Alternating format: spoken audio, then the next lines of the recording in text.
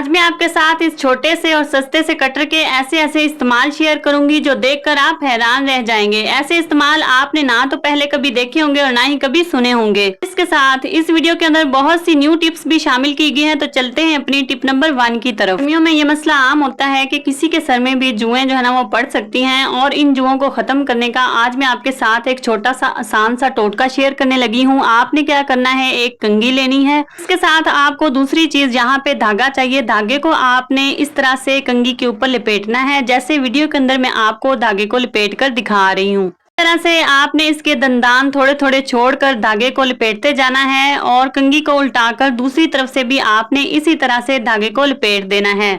जुएं निकालने वाला ये छोटा सा टूल बनकर रेडी हो चुका है। इसके साथ आपके सर में जितनी भी जुएं लिखे और उनके छोटे छोटे बच्चे होंगे ना, वो इस धागे की मदद से सारे जो है ना वो बाहर निकल जाएंगे। आपने क्या करना है कि जब भी आपने बाल धोने हैं तो गीले बालों में इस तरह से कंघी बनाकर आपने गीले बालों के अंदर फेरनी है, तो धागे के साथ सारी जुएं जो है ना वो चिमट जाएंगी और खत्म हो जाएंगी। अपनी अगली टिप की तरफ। अक्सर क्या होता है कि जब स्ट्रेनर बहुत ज्यादा पुरानी हो जाती है तो चाहे छान कर इसके ऊपर जो है ना वो गंदगी और मैल कुचैल जो है ना वो जमा हो जाती है, जो बिल्कुल भी नहीं उतरती। तो आपने आग जलानी है, और आग जलाकर अपनी स्ट्रेनर जो है ना इस आग के ऊपर आपने 2 मिनट के लिए रख देनी है। जब आप स्ट्रेनर को इस तरह से रखेंगे ना, तो ये देखें इसको आग जो है ना वो पकड़ लेगी, और जितनी भी पत्ती लगी हुई है या मैल कुचैल है ना वो सारी जो है ना वो जल जाएगी। तो आपने अपनी स्ट्रेनर को अच्छे तरीके से रगड़ कर धो लेना है, और धोने के बाद ये देखें चमकने लग गई है और बिल्कुल जो है ना वो साफ हो गई, सारी मैल कुचैल जो है ना बिल्कुल उतर गई है। नेक्स्ट टिप देख लेते हैं। हल्दी में नमक डालें और कमाल देखें। क्या आपके दांतों में भी कीड़ा लग चुका है और आपके दांत भी पीले हो गए हैं, तो आपने ये वाली रेमेडी जरूर ट्राई करनी है। आपने एक कटोरी के अंदर थोड़ी सी जो है वो 1 चम्मच के बराबर हल्दी लेनी है, और उसी हिसाब से आपने इसके अंदर नमक शामिल करना है। नमक डालने के बाद आपने इसके अंदर थोड़ा सा 1 चम्मच सिरके का डालना है, और सिरके के बाद आपने अपनी पसंद की कोई भी टूथपेस्ट जो आप इस्तेमाल करते हैं वो शामिल करनी है। तीनों चीजों को शामिल करने के बाद आपने इनको अच्छी तरह से मिक्स कर लेना है, और इसका आपने पेस्ट बना लेना है। पेस्ट को आपने अपने दांतों पर ब्रश की मदद से अप्लाई करना है और थोड़ी देर के लिए छोड़ देना है। अगर आपके दांतों में से भी ब्लीडिंग होती है, मसूड़े खराब है, या आपके दांतों में कीड़ा लग चुका है और आपके दांत पीले हो गए हैं, तो इस रेमेडी की वजह से बिल्कुल ठीक हो जाएंगे। अपनी अगली टिप की तरफ। मेरी अगली टिप बहुत ही कमाल की है और जबरदस्त है, और आपके बहुत ज्यादा काम आने वाली है। एक बार क्या होता है कि हमारे कपड़ों पर चाय गिर जाती है, और ये चाय के धब्बे जो है ना वो बिल्कुल भी नहीं उतरते और बहुत गंदे लगते हैं। तो आज मैं आपके साथ ये तरीका शेयर करने लगी हूँ, जिसकी मदद से आप ये धब्बे आसानी के साथ साफ कर सकते हैं।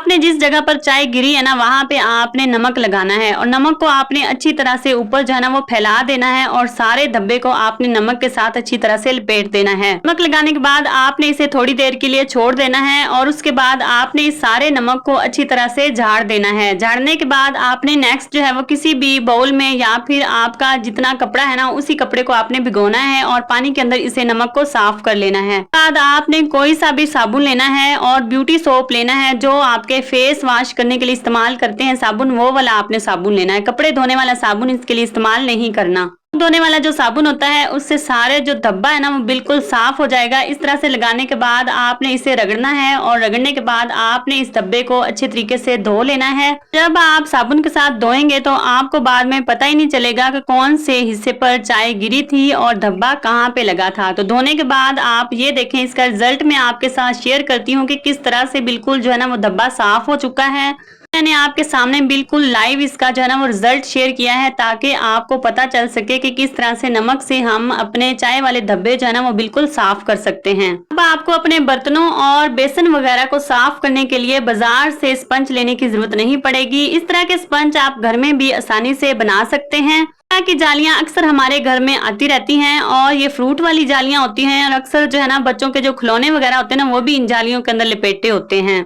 इस तरह से जालियों को इकट्ठा करना है, और इनको आपने इस तरीके से जो है ना वो फोल्ड कर देना है, और फोल्ड करने के बाद आपने डबल जो है ना ऊपर से फिर से फोल्ड कर देना है, और नेक्स्ट आपने जो है ना सुई धागे की मदद से इसे जो है ना वो सिलाई कर देना है। देखें, इस तरह से जब आप फोल्ड करेंगे ना तो इसकी जो है ना वो थिकनेस ज्यादा हो जाएगी, और इसके बाद आपने कोई सा भी धागा पकड़ना है, और धागे की मदद से आपने चारों साइडें जो है ना इसकी जो है ना वो सिलाई कर देनी है। सिलाई करने के बाद आपके पास एक छोटा सा क्यूट सा लाइट वेट जो है वो स्पंज बनकर रेडी हो चुका है। ये वाली जालियां आप हरगज ना फेंका करें, इससे आप जीरो कॉस्ट में रहकर स्पंज घर पर भी बना सकती हैं। और ये वाले स्पंज ना सिर्फ बर्तनों के लिए बल्कि अपनी जना स्क्रब के तौर पर भी इस्तेमाल किए जा सकते हैं। अपनी अगली टिप की तरफ, इस तरह की प्लास्टिक की जो बड़ी बोतल होती है ना, जिनके अंदर पानी होता है, ये अक्सर हमारे घरों में आती रहती हैं। आपके साथ इसका एक जबरदस्त किस्म का ऑर्गेनाइजर बनाकर शेयर करने वाली हूँ। आपने बोतल लेनी है और बोतल का आपने रैपर ऊपर से उतार लेना है और पेंसिल की मदद से आपने इसके ऊपर इस तरह से निशान लगा लेने हैं, जिस तरह वीडियो के अंदर मैं आपको दिखा रही हूँ। बोतल का जो ऊपर वाला हिस्सा है वो हमने कट करना है, तो उसके लिए आपने इसके नीचे जो है ना वो निशान लगाने हैं। और इस तरह निशान लगाने के बाद आपने कोई सा भी कटर लेना है या फिर आप गर्म छुरी का भी इस्तेमाल कर सकते हैं। छुरी की मदद से भी इसे काटा जा सकता है। तो इस तरह से जहाँ जहाँ मैंने निशान लगाया था ना, वहाँ पे मैंने चारों साइडों से इस बोतल को अच्छे तरीके से कट कर लिया है। देखिए हमारे पास एक छोटी सी बास्केट बनकर रेडी हो चुकी है, जो देखने में भी बहुत ज़्यादा प्यारी लग रही है। इसके बाद आपने इसके अंदर छोटे छोटे साइडों पे सुराख कर लेने हैं और ऊपर से भी आपने 2 सुराख करने हैं, जहाँ पे आपने कोई भी जो आपके पास फालतू डोरी पड़ी हुई है ना, वो वाली डोरी आपने इस्तेमाल कर लेनी है। ये देखें, इस तरह से आपने दोनों साइडों पे ना डोरी डाली है। और डोरी डालने का मकसद क्या है कि इसे हम किसी भी चीज़ के साथ जो है ना वो लटका सकते हैं। तो इस तरह से आप कील के साथ लटकाना चाहें तो लटका सकते हैं। इस टोकरी का इस्तेमाल आप अपनी सब्जियों को रखने के लिए भी कर सकते हैं। चलते हैं अपनी मेन टिप की तरफ। ये वाला छोटा सा जो प्लास्टिक का कटर है, ये बाजार में आसानी के साथ जो है ना वो 100 रुपए का किसी भी सेल से मिल जाता है। के तकरीबन 5 से 6 ब्लेड होते हैं और साथ में छोटे छोटे सुराख भी होते हैं। तो सबको ब्लेडों का पता होता है, लेकिन सुराखों का पता नहीं होता कि उनको भी हम किस तरह से इस्तेमाल कर सकते हैं। गर्मी के मौसम में हमने चटनी बनानी होती है या फिर हमने पुदीने का जूस वगैरह बनाना हो, तो हमने इसके पत्ते इस्तेमाल करने होते हैं, डंडियां हमें नहीं चाहिए होती। हम हाथों से इसके पत्ते उतारते हैं तो काफ़ी ज़्यादा टाइम लग जाता है। तो आप इस तरह से सुराखों के अंदर सारी डंडियां जो है ना वो डालते जाएं और एकदम से आपने पीछे से इसे खींच देना है, तो सारे पत्ते जो है ना वो एकदम से उतर जाएंगे। ज़्यादा टाइम लगाने की ज़रूरत भी नहीं पड़ेगी।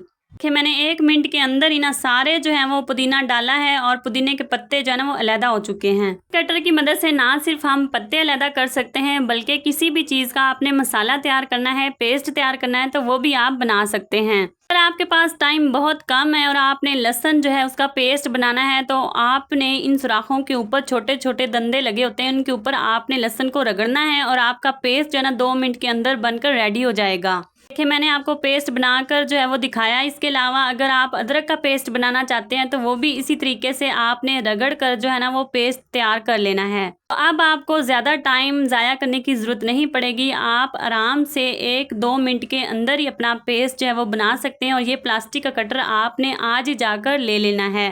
ना सिर्फ हम अपनी चीज़ें काट सकते हैं, इस तरह से प्याज़ों को काट सकते हैं, बल्कि अपना पेस्ट तैयार कर सकते हैं, अपने पुदीने के पत्ते अलग कर सकते हैं। और सर्दियों में भी ये बहुत ज़्यादा काम आता है, तब हम मेथी भी इससे काट सकते हैं। आज की वीडियो आपको कैसी लगी? अगर आपको कोई भी टिप पसंद आती है तो आपने एक प्यारा सा लाइक कर देना है और कॉमेंट में ज़रूर बताना है कि आप कहाँ से वॉच कर रहे हैं। अल्लाह हाफिज़।